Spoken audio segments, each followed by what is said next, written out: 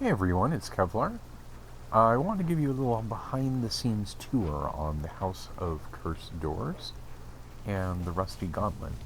So, most players never get to see this. Come over here and come into what I call the admin area. Sorry, I just can't seem to get through that door right there. Um, you just have some basic, power for this is for turrets and everything, right?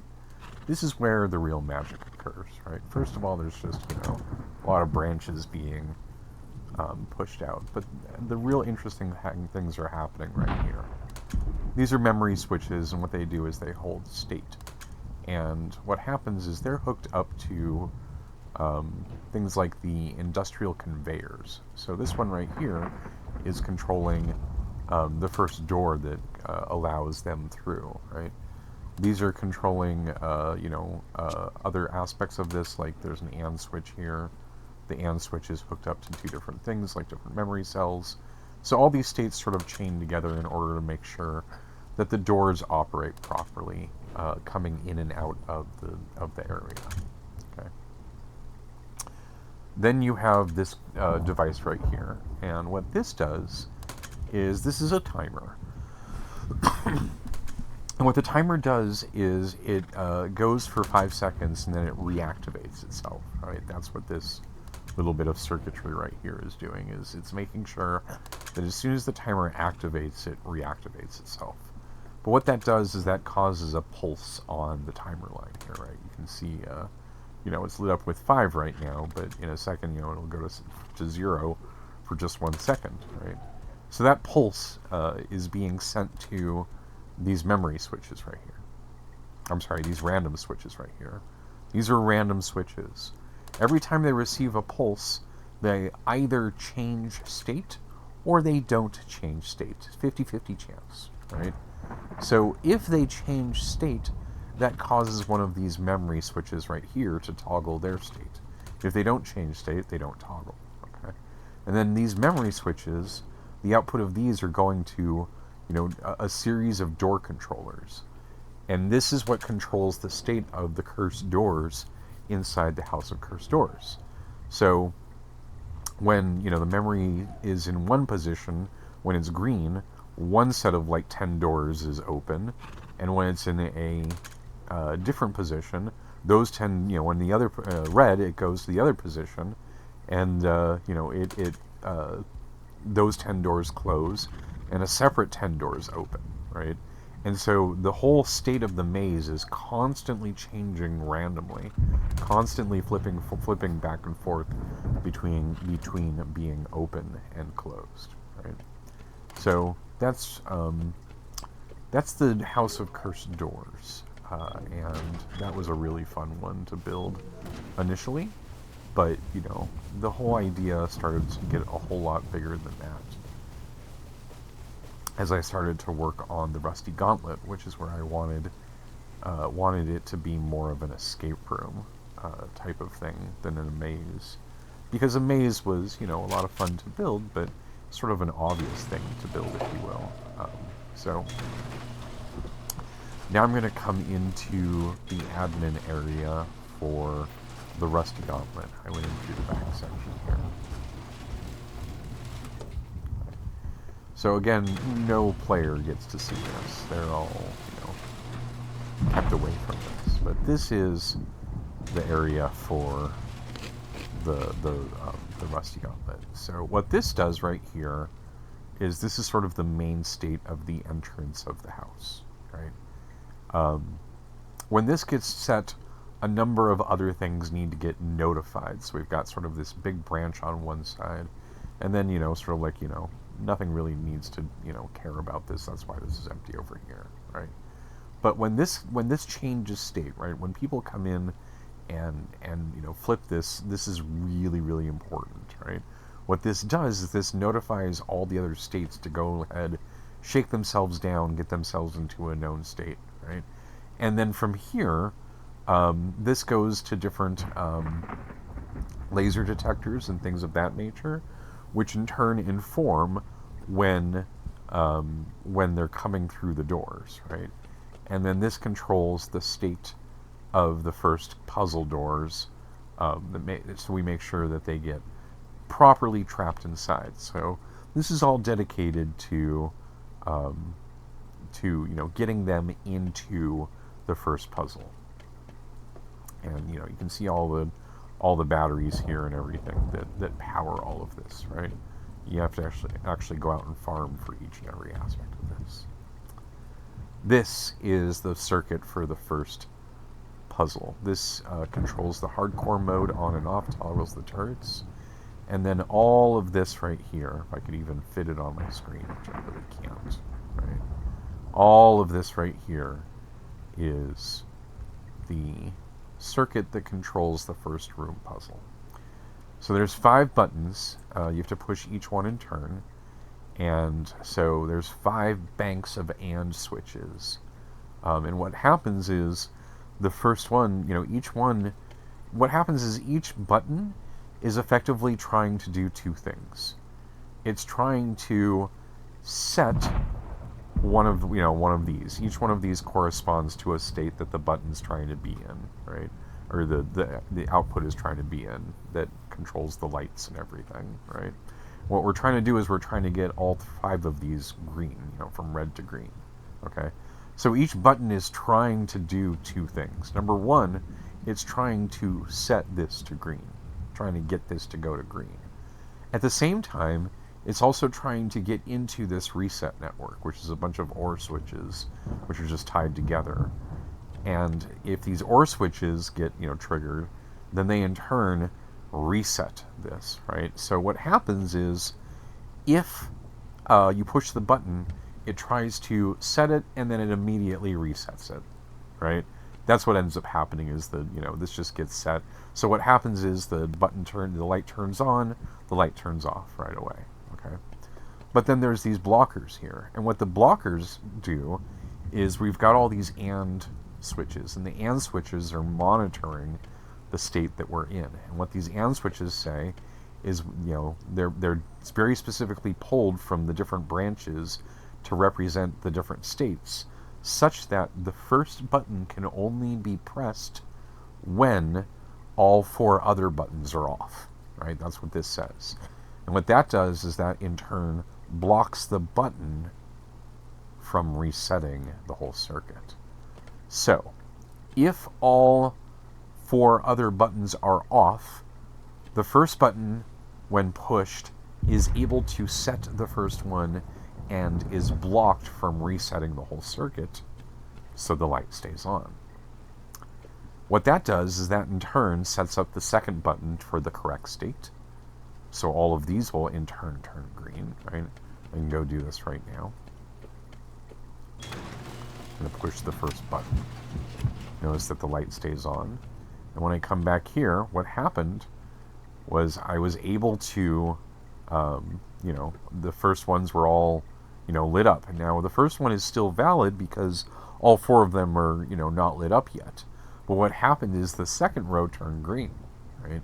We're now able to push the second button. Now, if I push any of these other 3 buttons, it's going to reset everything, right? Because they're not being blocked. But the second button is being blocked from resetting the whole circuit. So if I go and I push the second button, which I believe is this one right here, yep. What that's going to do is that's going to light up the second one. The third one is now ready to be blocked, right? It's now able to be blocked from resetting the whole thing. And the third one can now set our third state. That's that one down here.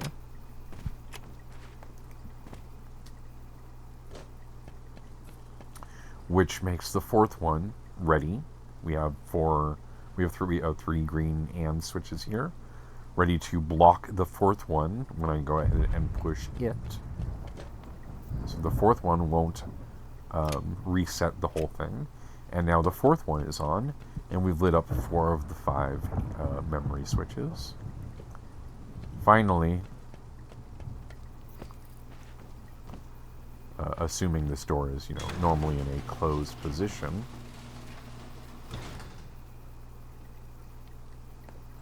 when we push this, that door opens. because we now have, we now have the fifth one being able to be blocked, and it, stops everything, and it in turn powers the door controller, right? This electrical branch right here, goes up to this one, which in turn goes to this one, which in turn goes to, the red industrial wall light and an OR switch, and that OR switch is what's powering the door controller, right? So, that is the first puzzle.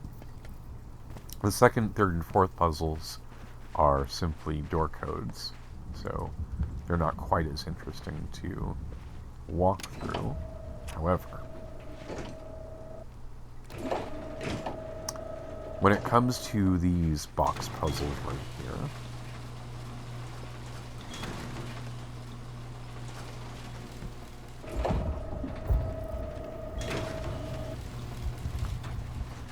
what we have is we have a series of industrial conveyors. So when they first walk in, this activates. And what this does is this ensures that the right items are in the box available for them to take, right?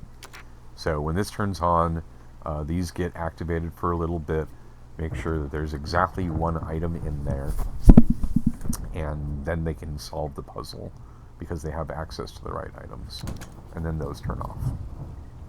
So they can't sit there and keep taking things out because it won't fill up again, right? So then what these do is these are one of these is configured so that if they choose the right item, it will light up the next part. I've got this state all set up over here for when they do the puzzle. If they do the wrong one, however, right, everything but the right answer, then that lights up a different state, which opens up the turrets and shoots them. Then we have this, which just basically pulls everything out, that shouldn't be there. And so that's just like a safety mechanism. Okay. So that's all in service of this state right here. These states control, these are the turrets right here that control when the turrets get opened. This is when, for the doors, for making sure that they get on through and everything. This is just for testing, right? And this circuit right here is for the lights. I expected that to still work. Oh, it's because it's being powered by a reset. Right. Okay, there we go. What that does is that allows us to flicker the lights, right? Is we have a timer that's just literally reactivating itself, going wild every half second.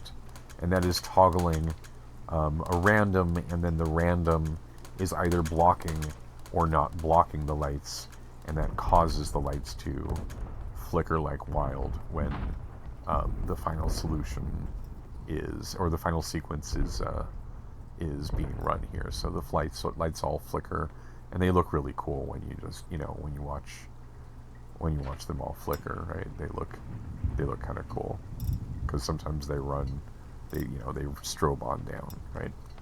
So let me put that back really quick.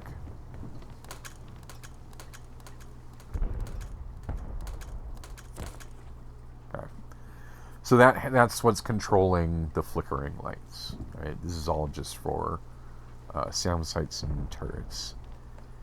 And then you have this monstrosity. I wouldn't say I'm proud of it, but it gets the job done. This was not fun to do.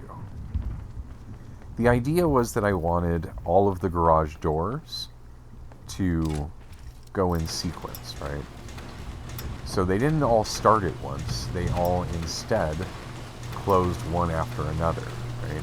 And in order to get the timing right, in order to make sure that the doors were always going to be hot on your tail, they really just need to close, in order to get, the right amount of suspense, they really need to close about a half second, within a half second of each other.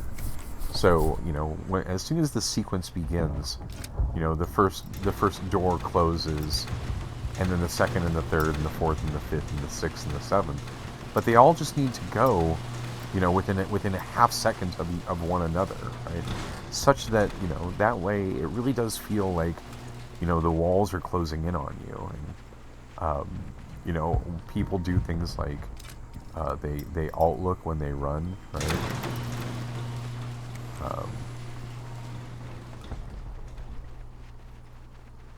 No, I did it too soon. Alright. One more time.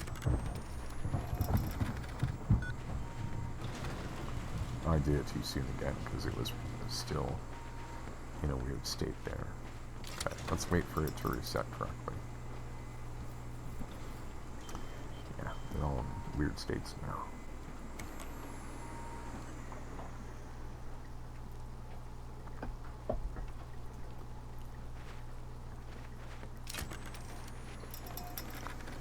Anyway, you get the idea when I'm not being impatient here. This works fine. Okay. What's happening is there's no way that I found to reliably make a delay circuit using timers, because timers are the way that you have to sort of control these things, right? Just make sure we're all in a good state here.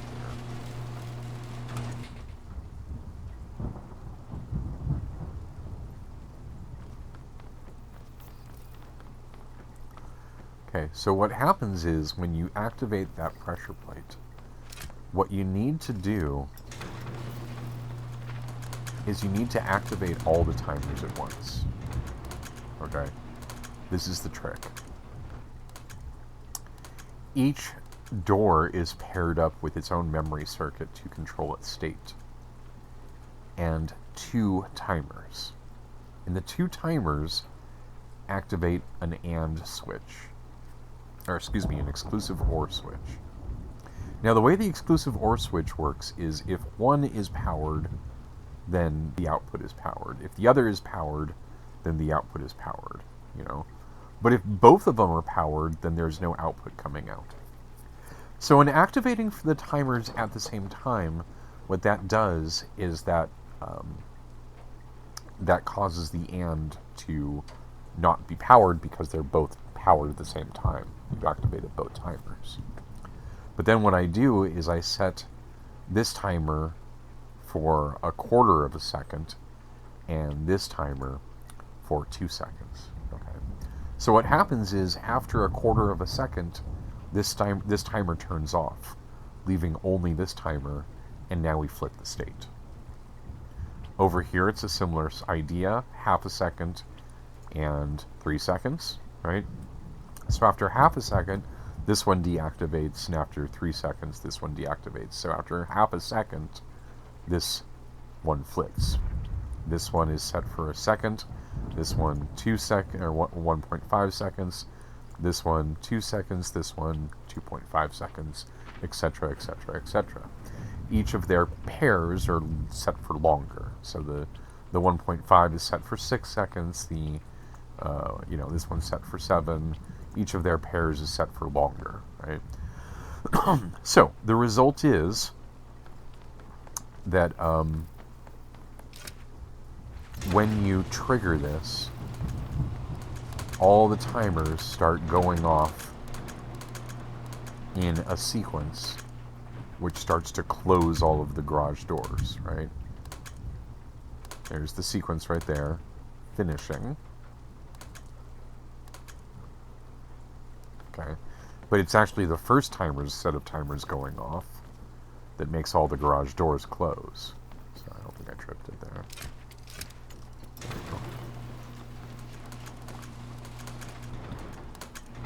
So you can see right on down the line, all the way to the end there, the final sequence activated. So this allows me to reliably get 17 different doors to all delay their closure in a reliable way. Um, that I could not find another way of doing this. I tried doing it with a blocker. I tried doing it where the timer activates the blocker and the blocker gets activated at the same time as the timer. But what was weird was that the blocker would go ahead and pulse before the timer could block it.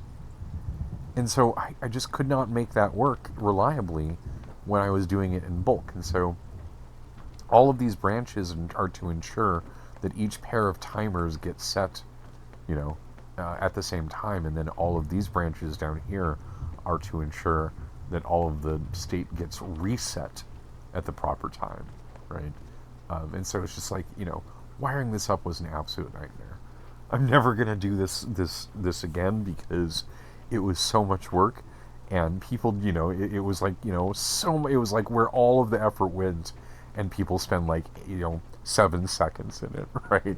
So, I mean, it was a lot of fun, and I had so much fun building this, and watching people try and solve it was just an absolute blast and a half. But I think next time I'm going to come up with a different design, because this was an absolute nightmare to build. I finally got that good shot, and then they come out here and they die. So that's it. Thank you so much for watching. If you made it this far, really appreciate it, and hope to see you maybe for a Christmas build. Take care, everyone.